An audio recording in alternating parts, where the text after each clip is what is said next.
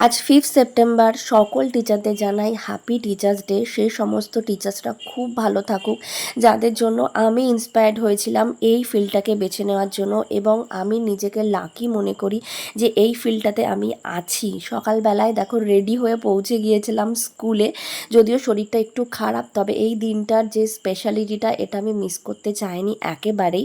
আমাদের স্টুডেন্টরা ভীষণ সুন্দর একটা কালচারাল প্রোগ্রামের আয়োজন করেছিল, সেটাই আমরা সকলে মিলে দারুণ এনজয় করেছি।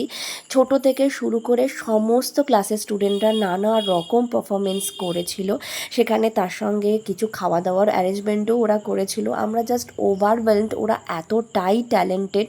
সবার শেষে দেখলাম ওরা কেক অ্যারেঞ্জ করেছে, সেটা আমরা সকলে মিলে কাটও করলাম।